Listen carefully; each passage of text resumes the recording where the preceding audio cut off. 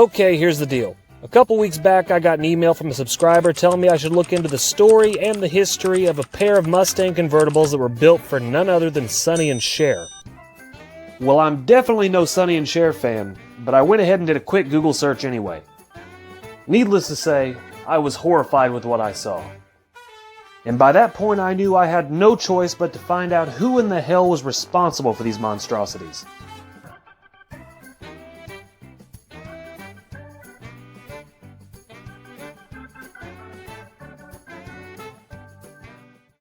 To really understand what went so terribly wrong here, we need to take a trip back to 1966. At this point in time, Ford had already sold over 1 million Mustangs. And also around this time, Sonny and Cher were insanely popular. I Got You Babe was a huge hit, and they even had their own TV show, which gave the guys at Ford a great idea. They decided to give a brand new pair of Mustang convertibles to Sonny and Cher as a gift. Which at first glance doesn't sound like a bad idea at all. Smart marketing move, great advertisement. What could possibly go wrong? So Ford did the rational thing. They went down to the assembly line and they handpicked 2 brand new convertibles and set them aside for Sonny and Cher.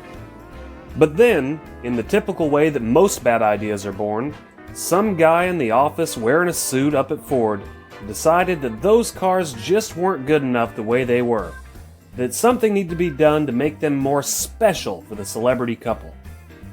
So Ford took those 2 convertibles and they dropped them off to this twisted old fruit, the self-proclaimed king of customizers and world-famous ruiner of cars, George fucking Barris.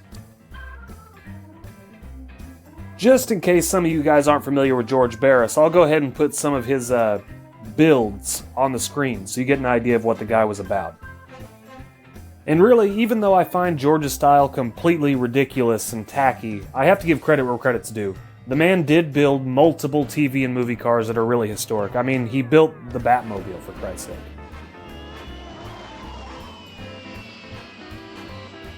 So I suppose you can give George a pass for the goofy shit he made for TV cars, but that does not change the fact that what he did to these 2 Mustang convertibles was downright unforgivable.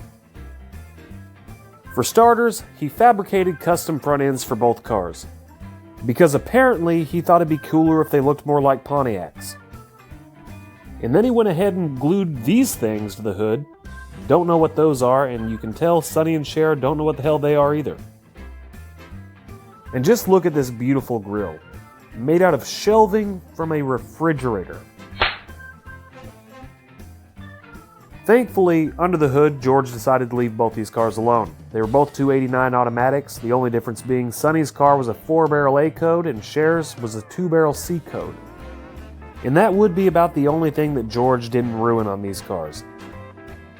The interior on each car is hilariously bad, and the story is that 4 pimps died just to make the seats and carpet. And then of course, coming back around to the exterior, there's more obvious upgrades. The repaints, the fake side exhaust, the custom wheels, all equally as nauseating to match the rest of the car. Sonny and Cher would go on to sell the cars in 1975 after their divorce. The cars were sold as a pair and have changed hands multiple times over the years, most recently selling at Barrett-Jackson Auto Auctions in 2018 for $147,000. The cars are currently in an auto museum in Kansas, so if you're ever in the area and you feel like having a good laugh, you should definitely stop by and check them out.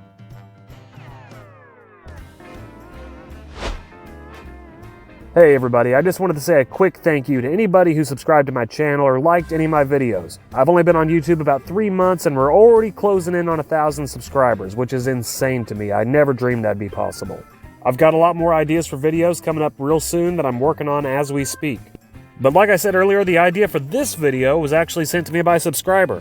So feel free to send me emails to leads on lesser known interesting car stories. You never know, I might make it into a video. You can find my email in the About section of my YouTube channel. Once again, thank you.